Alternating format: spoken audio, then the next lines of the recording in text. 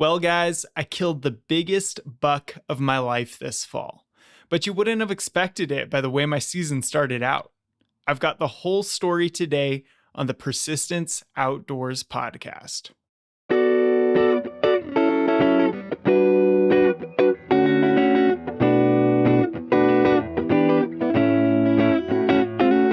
Hey everybody, Samuel Allred here. Welcome back to the Persistence Outdoors podcast. You heard it in the intro, I killed a big buck. It was awesome. I'm going to give you all the details today, but I also want to fill you in on how the rest of my deer season went. It wasn't just that one hunt. I actually hunted for about 7 days, some with family, some by myself, and the buck that I killed was actually only the second buck that I had seen all season. And the first buck I saw before shooting light while driving into some place, and it was on private land. So it's been quite a journey, and the first stretch of my deer season, we hardly saw any deer. It was really frustrating, but it was all kind of redeemed for me when I was able to kill this buck later in the season. So we're going to jump right into it. We are going to talk about my time hunting with family in northeastern Washington. We're going to talk about my time hunting alone in North Idaho. I'll tell you about the day I killed the buck, and then we'll talk about what I've done with the meat in the skull, because I think you might be interested.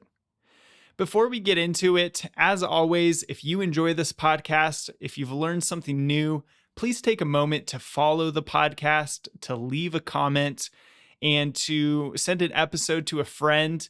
These things will help the podcast grow and help more people get outside and into hunting, which is what Persistence Outdoors is all about. So with that, let's get into our topic for today. All right, so I mentioned I was hunting in northeastern Washington, and this came about unexpectedly. I wasn't planning to do that this year. What happened was my dad was planning to come over to North Idaho and hunt with me, and he lives over in Washington. So we were going to hunt together in North Idaho, and I was thinking that the tags for non-residents were just like the tags for residents, except much more expensive. So residents can get tags over the counter, and I believe for whitetail there's no cap, at least in the units where I am. And so I wasn't expecting there to be a cap on non-resident tags. I just hadn't done my research well enough. So what happened was, it's about time for us to go hunting, and my dad is looking at buying a tag.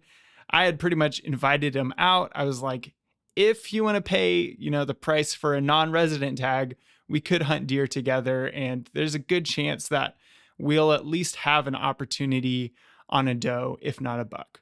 So he was thinking about this pretty seriously, and about a week before we were going to go hunting, maybe actually more like 3 days, I looked into the regulations and found that there's a cap on non-resident deer tags.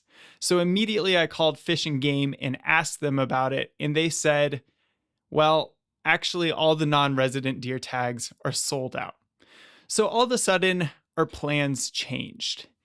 Either my dad could come out and just hunt with me, but not have a tag, or I could go over and hunt with him in northeastern Washington, where he still had a deer tag and there was a season. Well, my dad has never killed a big game animal before, and I've killed a handful, right?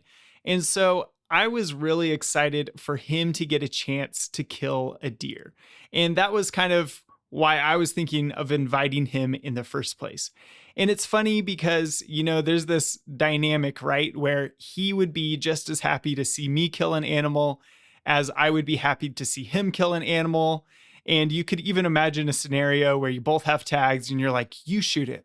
Like, no, you shoot it, right? And this happens all the time. It's just a thing that I think especially hunters experience when they're trying to be generous. So I wanted him to be able to kill an animal, and I figured, hey, I've got more time to hunt in Idaho. This is probably his only time to hunt deer this season. That season is shorter over in northeastern Washington. So let's go over there and send it and give it a go. So that's what we did. It felt like throwing a dart on a map to find a place, but I started e-scouting, just looking over the different units. I looked up the success rates in the different units. They weren't hugely variable, and I was just trying to find a place where we could start, and then from there we would just have to explore and see what we could find. Well, many of these units are pretty densely covered with trees, and I made a bet that didn't pay off, essentially. I was looking at one of these units, and there was kind of a valley area that I thought could attract deer. There were some areas that looked like wet spots, and I was thinking about swamp bucks and how these wet areas could create good food for the deer. And I found this area that was pretty heavily forested, but had these little clearings in it. And I was thinking, if we find animals, they will be concentrated around these little clearings. And so I was hoping that we would go and find animals pretty quickly because that's the only place that they could get food. And I was just thinking, okay, there's a certain scarcity here. It's likely food because they have water, they have cover. If we can find the food source and if it's in these clearings, we'll be good to go. So kind of a smart idea. It didn't play out though. We got there and some of these spots that I had marked were kind of dried up and they had all sorts of sign. They had deer sign and they had bear sign. We saw so much bear sign actually, maybe more bear sign in one place than I've ever seen, but they didn't have fresh green food. Like there were no bushes that were growing with small buds. There wasn't much green grass. There was definitely water there, but it looked like it would have been hot about a month or two ago. And that's probably when the bears were hitting it to eat the berries. So pretty quickly, I find out that the type of area that I've marked on the map isn't the type of area that the deer are in currently. Yes, there's a chance that they might have traveled through, but there just wasn't really anything to attract them then and there. So we started moving around. We decided, let's go explore. Let's check out some other areas and see what we can find. And then if we can find fresh deer sign, we will set up there and wait and just see if something comes along. So this is what we did for the next 3 days. We just went to different areas. We looked for fresh sign. We looked for food sources. And it just seemed like there was a low density of animals. And I think that comes back to the fact that the area was heavily forested. There just wasn't much food in general, and therefore it supported a low population of deer. And that's what I should have thought about before choosing this area. You know, I probably should have gone somewhere else where there were more clear cuts that were pretty obvious. The area we were in was actually being logged and also burned while we were there. So any clear cuts that were there were very young. They didn't really have enough time for new growth to grow back in them. And there was a lot of smoke, and it just didn't make a great hunting environment. Now, it was a good time. It was fun to spend time with my dad. My youngest brother was there, and we were learning all sorts of things. And it was one of the first times we had camped together in a while. So I'm glad we did it, but it was frustrating not to see any deer. And it kind of got to the point where we're walking around and not even bumping deer. And we're just thinking, if there's not even does around, how are we possibly going to find a buck? Or that's what's going through my head. So we covered a lot of ground, but we just weren't turning up deer. Now, the one silver lining of this trip is that we practiced finding deer sign, right? So we're going to different places, we're constantly moving, and we're not slowing down until we find something that's very promising. And I think this is what you've got to do when you're hunting a new area. If you don't have a good idea if deer are there in the first place and you're not familiar with the area already, you have to go by what you see, what sign is available.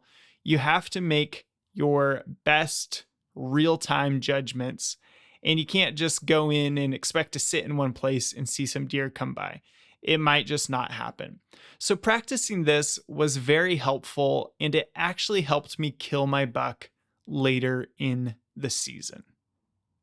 On that hunt, we did end up seeing a few does, so the deer did exist, but we just didn't see very many of them. We started talking to other hunters and loggers, and they were saying there just weren't many animals in this area at all, and they couldn't explain it.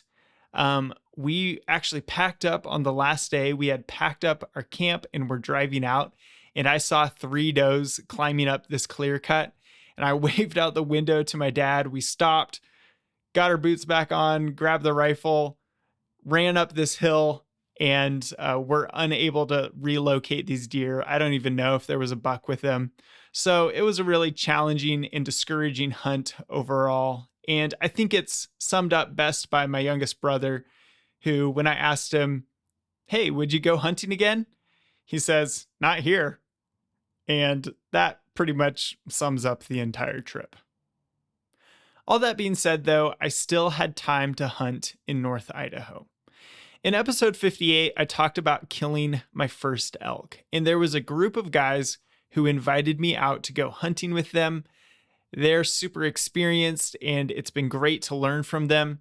They invited me out to go deer hunting as well, and of course, I said yes. So I knew I was going to go deer hunting the weekend before Thanksgiving, and then I was going to be gone for Thanksgiving. So that weekend was going to be my last weekend to hunt. And I had this trip planned, but I figured, hey, I probably need all the time I can get to kill a deer. So I'm going to go out a little bit sooner as well on my own, check out some spots I know, and just see what happens. So I went out one morning to a place I'm pretty familiar with, where a friend of mine killed a buck last year. Didn't see any bucks that morning. As I'm walking out, I saw a doe, and it was standing basically on a private land boundary. And I thought it was on public land, but I wasn't sure. Just because sometimes those onX boundaries aren't perfectly accurate, and the doe was on a slope. So that doe was looking at me stock still for about 5 minutes. I could have easily shot it, and I wanted to, but it was just too close to being on a private land boundary.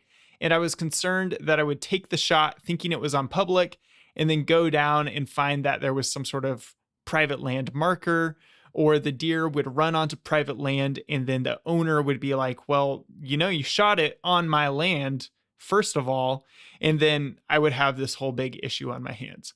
So I just had to pass on the shot. It was pretty frustrating, but that was the only doe I saw that day. And I went out later that day to another area, saw a moose, didn't see any deer.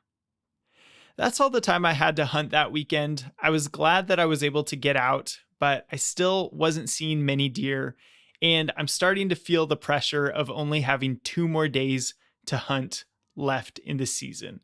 And I'm thinking, how can I get more days? Should I take a day off work? Maybe I could leave early on a Friday, something like that. But between, work, between the podcast, between other commitments, I just didn't have much time. And so at this point, my best bet was the weekend before Thanksgiving, and that would be it. So that weekend rolls around, and quite honestly, I'm having some serious doubts. I've never hunted this area before, so I don't have the home field advantage, and it's about 2 hours away. And I'm just thinking in my head, I am passing a lot of deer to get up here, to go to somewhere I'm not familiar with, and maybe I should have just declined the offer to go hunt with these guys and went somewhere that I'm familiar with so that I could ensure or increase my chances of success. And also, I set the bar really low. At this point, with 2 days left to hunt, I figured I will kill any legal deer. In Idaho, you can kill an antlered or antlerless whitetail deer. I wasn't going to kill like a very small one, I guess. If I looked at it and it just felt very small, I probably would have passed on it. But other than that, I was ready to shoot a doe because I just wanted the meat. So the day comes, and I decide to make the most of the day. I get up at 4 and go on my 2-hour drive. And I get to the area that I'm going to hunt right before daylight. Now, the group of people I was going to hunt with, they were also out hunting, so I didn't have a way to connect with them. We were going to meet up at lunch, so I was just going into this area pretty much completely blind. Now, I had looked at it on Onyx maps, and I had done my homework. I looked for areas where the deer might be bedding, where they might be feeding. I had looked for some travel routes, and so I marked about a dozen different good areas to check on my maps before I even got there. And that turned out critical to me being in the right place at the right time.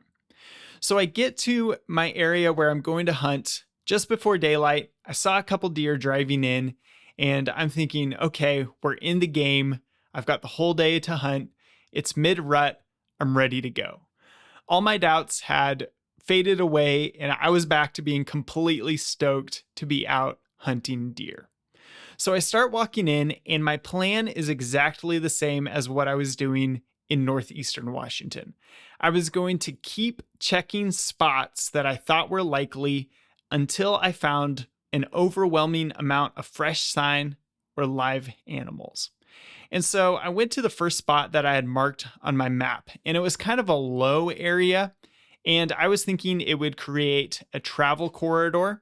But I got there and it was just a little bit swampy and frozen over and dead, and I wasn't seeing any tracks. And so I figured, nah, we're going to keep going. So I keep going up a ridge, and I had marked this ridge on a map. This ridge was special because it connected with 2 other ridges at the top. And so there was this little area at the top that was kind of flat, and it had 3 ridges converging.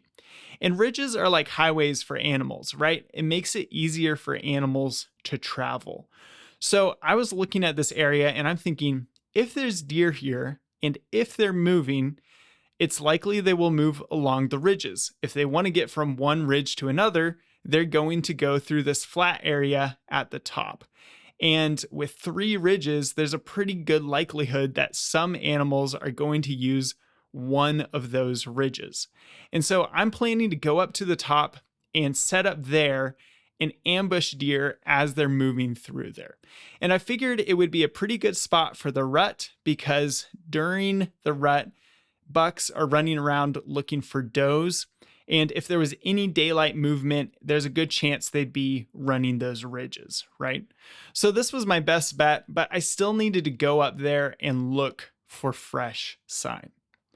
So as I start working my way up this ridge, it turns out to be this very broad, kind of gentle ridge, and there's just an incredibly obvious game trail going up it. And not only is there a game trail, there's also fresh deer sign. So I'm about 45 minutes to an hour into my hunt, and I'm already finding fresh deer sign. And that got me super excited. I figured I could hunt this ridge even. I don't even have to go to the top. But I was still interested in that sort of connecting route between the ridges. So I decided to go all the way up to the top, make sure my wind was correct. And then if I didn't find, a better spot up there, I would come back down. So I keep working my way up to the top. And as I get towards the place where the 3 ridges converge, I look over to my left, and the ridge falls away, and down below me, I see this really interesting area. And it's this conifer forest, right? But it looked like it was cut maybe 3 to 5 years ago. And so it's kind of like a Christmas tree farm, but there's these little skid trails making alleys throughout it. And it was just enough lower than me that I could see quite a bit throughout these little alleys. And in the alleys, there was brush growing, which would have been a food source for deer. So I see this area and I think, wow, that would be amazing if deer were down there. I mean, I would have a perfect shot into one of these alleys. I can see quite a ways.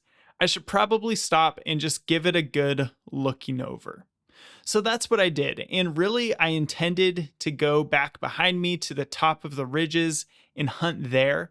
But I decided there was just enough country that I could see, and there were enough hiding places that it would be a good idea to take a minute and glass it. So I sat down on a stump and started looking. Now, as I'm glassing, I've got this little inner monologue going. And I'm thinking, this is mid-hunting season, and if these deer have been hunted at all, they will be avoiding open areas.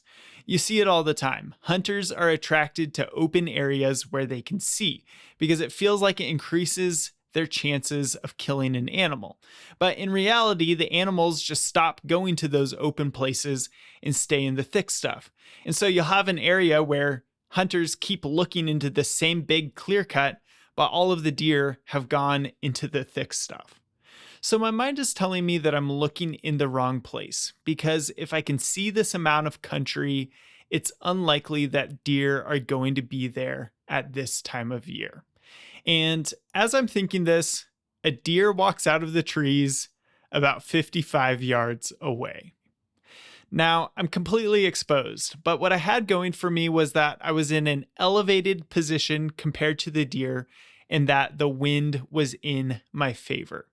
But it's really not that far away, and I'm just sitting on a stump, and I'm afraid even that the deer is going to see my breath in the cold air and spook.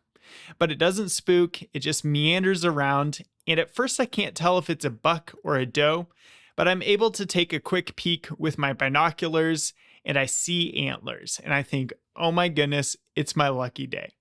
But I'm still completely exposed, and I was able to make a small movement to look at the deer, but I couldn't change my position completely to get my rifle to my shoulder. So I'm waiting for the deer to put its head down and preferably be looking away from me. And I have this thought that the deer could walk back into the trees and completely disappear, and I wouldn't have a shot. Even while thinking that, though, I had the presence of mind to just not rush the shot, and I figured it would be better to make a good shot and kill the deer cleanly than it would be to make a hasty shot and either miss or wound the deer. I was thinking back to my experience missing an elk earlier this season, and since then, I've just been trying to concentrate on having a good shot process, and I know that if I execute my shot process, I will likely hit my target. So I was just going to wait until I had an opportunity to change position and actually take a shot.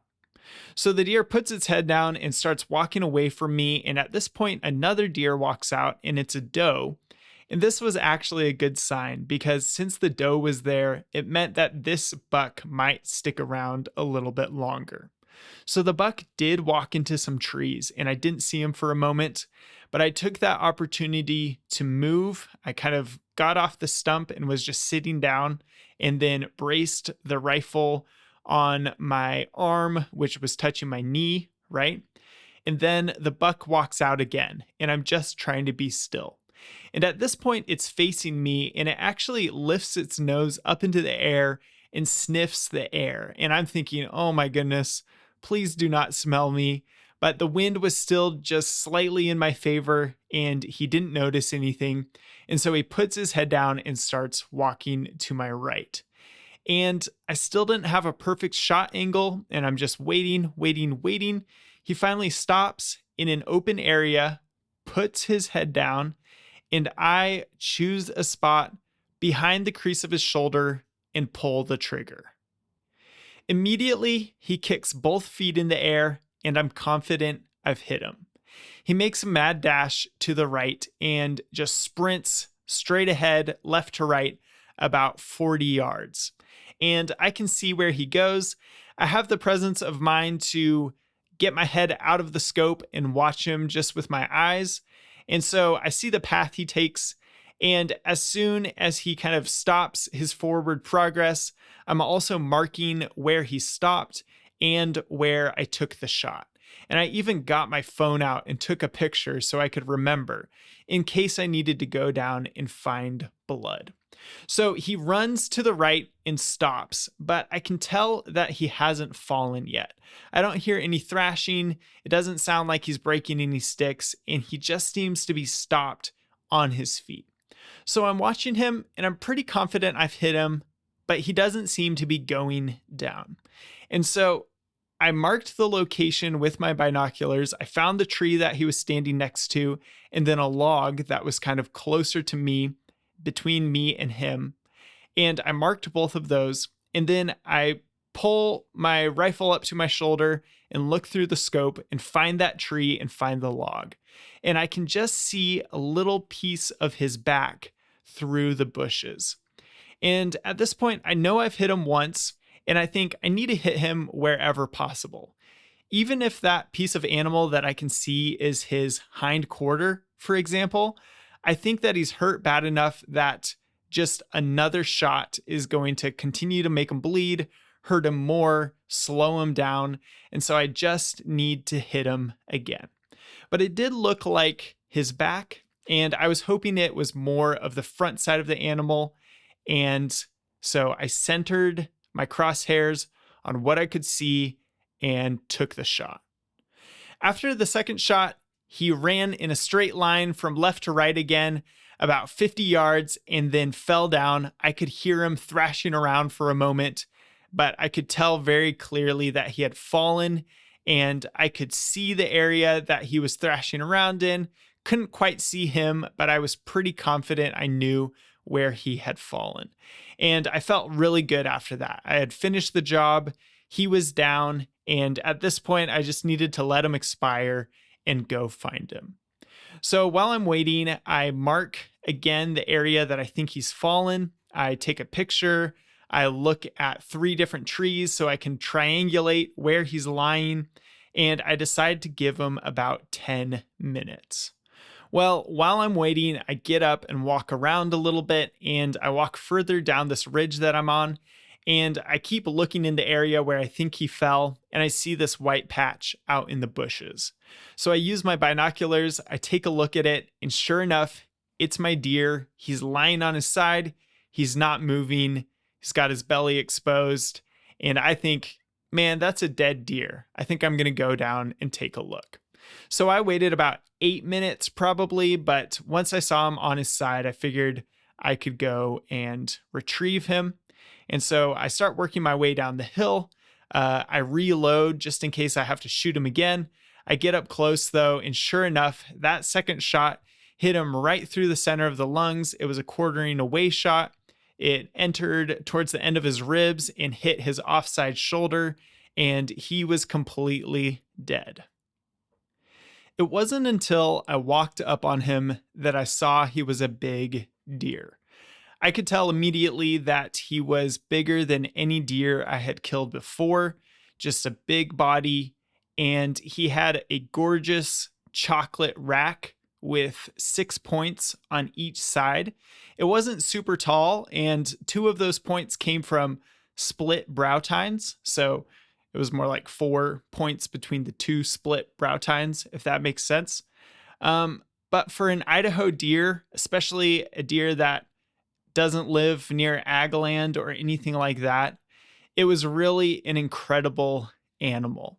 So I took some time to just appreciate the moment. I took so many pictures of that deer and took pictures of myself with the deer.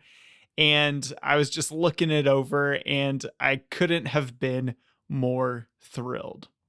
Now, as I was inspecting the deer, I figured out what happened with the first shot. So on a horizontal axis, I hit the deer exactly where I wanted to. It was still in the ribs. It was behind the front shoulder a good ways. And if the bullet had gone straight through the deer flat, it would have destroyed both lungs. But because I was sitting in an elevated position, I hit the deer sort of on the lower third of the deer's body, and the bullet ripped through the deer's right side ribs and came out a little bit higher than its sternum. So it went low. It may have nicked that first lung, but instead of deflating both lungs, it exited before hitting that second lung. So the deer was bleeding badly, and I think it would have died if I had just given it enough time. But the second shot center punched both lungs and finished the job almost immediately. That first shot was just an error on my part. I should have known. I've thought about this before. When you're shooting from an elevated position, you need to aim higher up on the deer, because as the bullet or as the arrow angles through the animal's body, it's going to go from high to low, right? And you need to be able to hit high on the first lung and low on the second lung.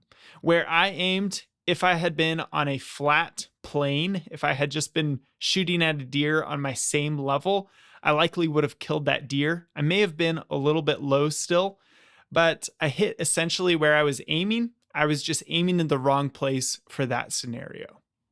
Thankfully, this time it turned out all right. I didn't have a long tracking job. I was able to hit him again.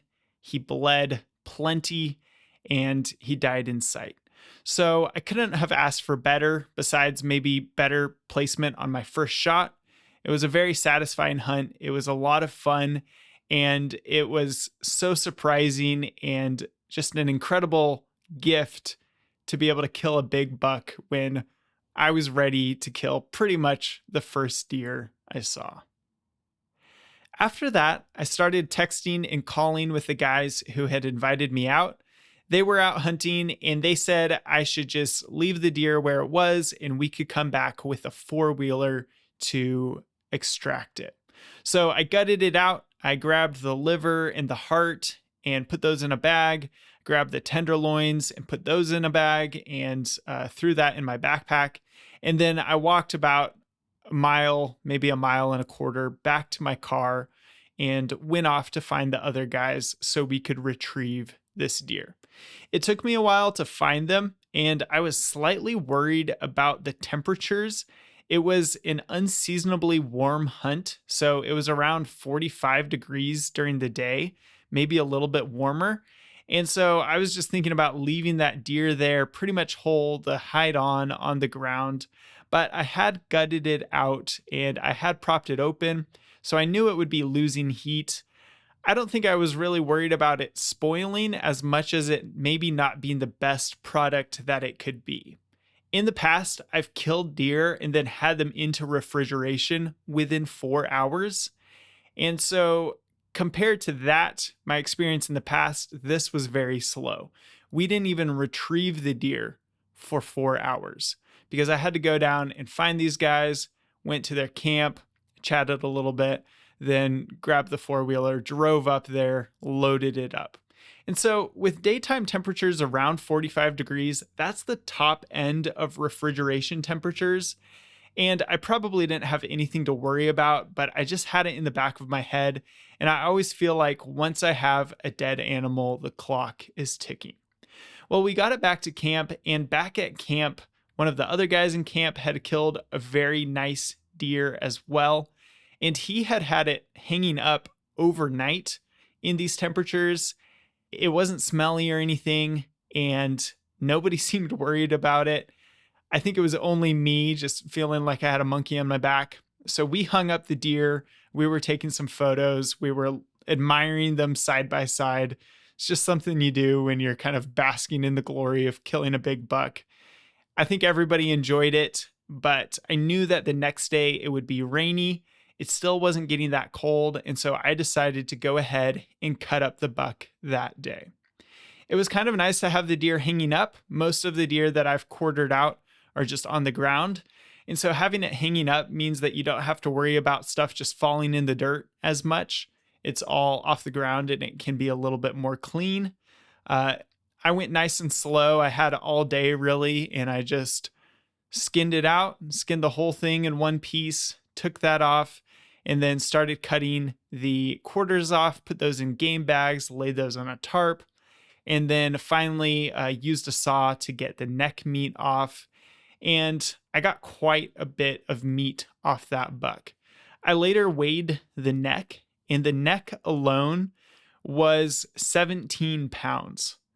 So then I deboned the neck. I took the spinal cord piece out of the neck, and that was about 3 pounds. So I got something like 14 pounds of meat off the neck.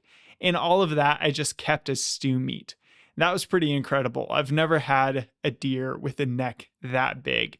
And it kind of gives you an idea of just how big this deer was overall. I had brought a cooler for the deer. It was a 72 quart cooler, and I had ice in it, but the deer clearly wasn't going to fit into that cooler with the bones in. So I figured I was just going to drive home. It was still pretty cool, around 45 degrees. I had the hide off now. I figured I would just drive home with the meat in the cooler and the lid of the cooler open, and then any ice that I could fit in there.